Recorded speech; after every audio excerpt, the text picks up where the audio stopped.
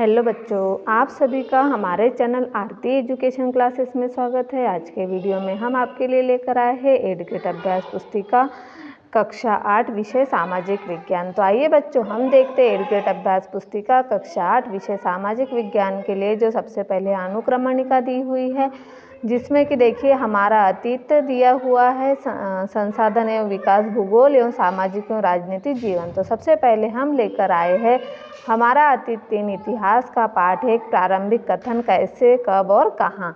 तो आइए बच्चों, हम देखते हैं अध्याय 1 प्रारंभिक कथन कैसे, कब और कहाँ। तो यहाँ कुछ हमें विकल्प दिए हुए हैं। सबसे पहले हम विकल्प पर बात करेंगे। ब्रिटिश शासनकाल के प्रथम और अंतिम गवर्नर जनरल थे। तो हमारे अतीत के वॉरेन हेस्टिंग, लॉर्ड माउंटेन, Lytton Ripon, Curzon Irwin, Warren Hasting, Dalhousie. तो इसका सही उत्तर हो जाएगा हमारा वॉरेन हेस्टिंग, लॉर्ड माउंटबेटन। फिर अगला है हमारा प्रश्न number 2। A history of British India पुस्तक के लेखक थे Charles Darwin, Max Muller, James मिल, जेम्स रेनल। तो इसका सही उत्तर हो जाएगा जेम्स मिल। फिर अगला प्रश्न है प्रश्न क्रमांक 3। जब किसी देश पर पूरे देश के द्वारा दबावपूर्वक आर्थिक, सामाजिक और राजनीतिक परिवर्तन किए जाते हैं तो इस प्रक्रिया को कहा जाता है पाश्चात्यकरण, सामाजिकरण, औपनिवेशीकरण और स्वदेशीकरण। तो इसको कहा जाता है औपनिवेशीकरण। उसके बाद हमारा अगला है अब महत्वपूर्ण दस्तावेज को सुरक्षित रखा जाता है। जो महत्वपूर्ण दस्तावेज है उसे सुरक्षित रखा जाता है पुस्तकालय, अभिलेखागार, प्रयोगशाला, संग्रहालय। तो उसे अभिलेखागार में सुरक्षित रखा जाता है। फिर है प्रश्न नंबर 5। इतिहास के आधुनिक काल को विकास का युग क्यों कहा जाता है। तो इतिहास के आधुनिक काल में विज्ञान, तर्क, लोकतंत्र, मुक्ति और समानता जैसी आधुनिकता की ताकतों का विकास हुआ, इसलिए आधुनिक काल को विकास का युग माना जाता है। ये हमारा प्रश्न नंबर 5 था। विकास का युग क्यों कहा जाता है। तो इतिहास के आधुनिक काल में विज्ञान, तर्क, लोकतंत्र, मुक्ति और समानता जैसे आधुनिकता की ताकतों का विकास हुआ, इसलिए आधुनिक काल को विकास का युग माना जाता है। फिर अगला है प्रश्न नंबर 6। सुलेखनविश किसे कहा गया है। सुलेखनविश ऐसे लोग होते हैं जो बहुत ही सुंदर ढंग से लिखने में निपुण होते हैं, उन्हें सुलेखनविश कहा गया है। जो सुलेखनविश ऐसे लोग होते हैं जो बहुत ही सुंदर ढंग से लिखने में निपुण होते हैं, उन्हें सुलेखनविश कहा गया है। फिर अभिलेखागार में आप क्या क्या देख सकते हैं। अभिलेखागार में सरकारी दस्तावेज, प्राच्य अभिलेख, मानचित्र, गणमान्य व्यक्तियों के निजी अभिलेख, मोहरे इत्यादि देख सकते हैं। फिर इतिहास को तारीखों से क्यों जोड़ा जाता था।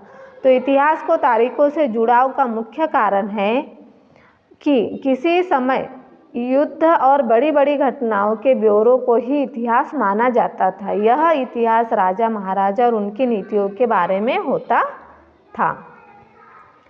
फिर हमारा अगला प्रश्न है प्रश्न नंबर 9। छपाई की तकनीक के प्रसार से जनता को क्या लाभ हुए।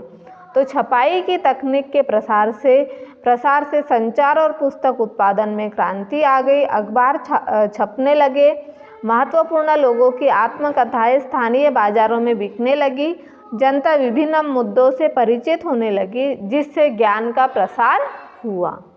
यह प्रश्न नंबर 9 था। फिर अगला प्रश्न है हमारा प्रश्न नंबर 10।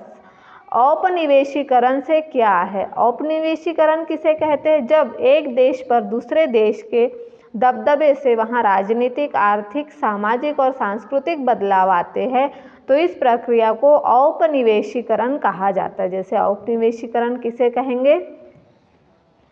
जब एक देश और दूसरे देश के दबदबे से जहां राजनीतिक, आर्थिक और सामाजिक, सांस्कृतिक बदलाव आते हैं तो इस प्रक्रिया को औपनिवेशीकरण कहा जाता है। फिर है प्रश्न नंबर 11। जनगणना द्वारा किस प्रकार की जानकारियाँ एकत्रित की जाती है। जो जनगणना होती है, जनगणना में किस प्रकार की जानकारियाँ एकत्रित की जाती है। तो देखिए, जनगणना के जरिए भारत के सभी प्रांतों में रहने वाले लोगों की संख्या, उनकी जाति, इलाके और व्यवसाय के बारे में जानकारी इकट्ठा की जाती थी। इसे क्या कहेंगे हम, जनगणना। जेम्स मिल द्वारा अपनी किताब में मुख्य रूप से किन बातों को उल्लेखित किया गया है?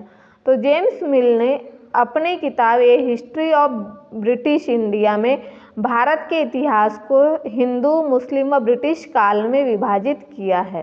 साथ ही उसका मानना था कि अंग्रेजों को सारे भूभाग पर कब्जा कर लेना चाहिए ताकि भारतीय जनता को ज्ञान और सुखी जीवन प्रदान किया जा सके। जो जेम्स मिल ने अपनी जो किताब थी ये हिस्ट्री ऑफ ब्रिटिश इंडिया में भारत के इतिहास को हिंदू, मुस्लिम व ब्रिटिश काल में विभाजित किया है।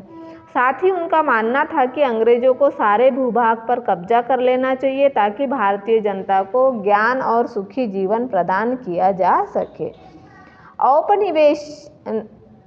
औपनिवेशिक शासन के दौरान सर्वेक्षण के क्या उद्देश्य थे? तो औपनिवेशिक शासन के दौरान सर्वेक्षण का मुख्य उद्देश्य था कि किसी देश पर अच्छी तरह शासन चलाने के लिए उसको सही ढंग से जानना जरूरी होता है। यदि हमें किसी देश पर शासन चलाना है तो उसे सही ढंग से हमें जानना चाहिए। 19वीं सदी की शुरुआत तक पूरे देश का नक्शा तैयार करने के लिए बड़े बड़े सर्वेक्षण किए जाने लगे। सर्वेक्षणों में धरती की सतह, मिट्टी की गुणवत्ता, वहाँ मिलने वाले पेड़ पौधों और जीव जंतुओं तथा स्थानीय इतिहास व फसलों का पता लगाया जाता था। अंग्रेजों की राय में किसी इलाके का शासन चलाने के लिए इन सारी बातों को जानना जरूरी था।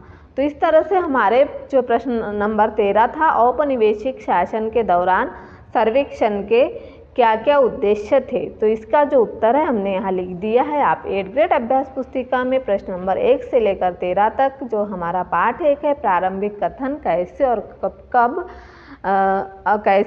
और कहाँ को जो दिया है उसे लिख लीजिए। और आने वाले वीडियो में हम लेकर आएंगे आपके लिए पार्ट 2, व्यापार से साम्राज्य तक कंपनी की सत्ता स्थापित होती है।